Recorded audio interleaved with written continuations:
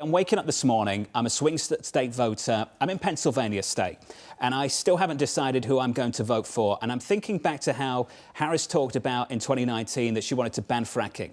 I understand she's changed her mind, but I'm worried that she's a bit of a shapeshifter. She gets back into power and she'll change her mind again. How do you settle those concerns? The world has changed since 2019. She's open-minded. She's talked openly about the fact that she wants to give dissenting opinions a place at the table with her. She's not dogmatic. That's how you explain it. And she's looking to put together the best policy. She said in 2020 that she supported fracking. So I think that's a non-issue. And in terms of, is she just an extension of Biden? Just look at Biden's budget proposal versus what Kamala Harris has actually proposed. Biden wanted much higher taxes. Kamala Harris came in at 28% for tax rate for cap gains and 28% for corporation, and did not say a word and will not say a word about unrealized capital gains. And so I think she's completely different. She's not a shapeshifter in the least bit. Well, that individual we were speaking to, Scott Bessent, this key economic policy advisor to the Trump campaign, says that Harris, what he hears from a lot of Wall Street journals, that she would be moderated by a Republican Senate. And that's why Wall Street would be willing to vote for her, because of that moderating effect that she would get from a red Senate. Is there any truth to that? Yeah, of course. I mean, balance is not a bad thing necessarily. I'm not opposed to a divided Congress. But the bottom line is, what will Kamala Harris do? And I think she's better for the economy in so many ways. There's 335 million people in this country. 4 million make $400,000 or more.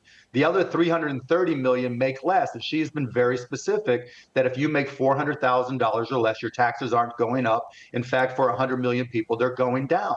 The other big expense that every household is fearful of is healthcare expenses. Donald Trump has said he has a concept of a plan. Kamala Harris has been very specific on the pharmaceutical side, saying she's going after the pharmacy benefit managers, the middlemen, and she'll introduce transparency.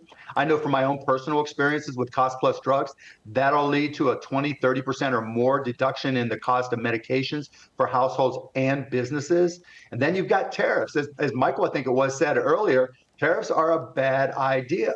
I mean, well, if they're so bad, then why did Biden and Kamala Harris keep them? They keep the Trump-era Well, let's talk about that, right? Because tariffs that's not completely accurate. First, look at the EU. Biden signed a deal saying that there would be no tariffs between the two, EU and the United States, for the next 5 years. So those tariffs are gone. And then you look at what Trump tried to introduce. He had 4 years to try to implement tariffs that worked, and he got his butt kicked by China. The retaliatory tariffs almost destroyed the soybean and the farming industry, and he had to pay out $20 million. But as it applies to households, right, he's talking about a 60% across the board tariffs for Chinese imports. China makes just about every Christmas present that we buy for our kids. So families would be looking at a 60% or more increase in what they'd spend on Christmas. And the downstream impact of that would be significant to small and large businesses. Mark, let's talk about something you've been very vocal on. This is regulation. You've said that you don't think Harris should keep Lina Khan, the head of the FTC, on. And Alexandria Ocasio-Cortez, the congresswoman from New York, went to Twitter and she said billionaires like you, Mark, are trying to play footsie with the ticket. And if anyone goes near Lina Khan, there will be, quote, an out-and-out brawl. Where is Harris when it comes to things like the FTC?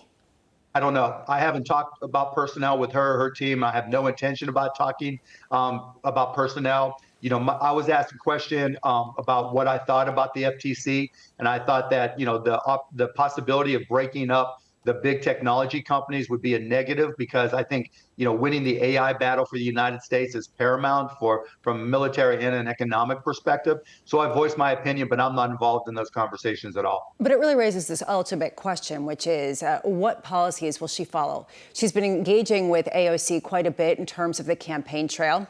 And there's a real question of how much there will be an effort to cater to the further left sides of the Democratic wing versus the sort of centrist appeal that she's been trying to have. How much are you actually getting confidence that she's going to have business executives in cabinet positions, in top areas where she really is listening to what they have to say?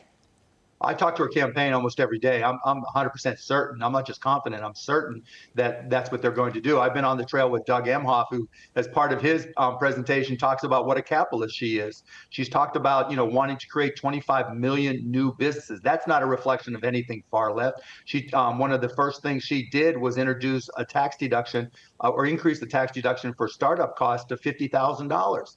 That's very important. She recognizes that of the 33 million companies in this country, 99% are passed through, 99% are run by people making 400K or less. Those small businesses are what drive the economy. They create most of the new jobs every single year. So she's focused on an opportunity economy. I don't think she can be any more clear.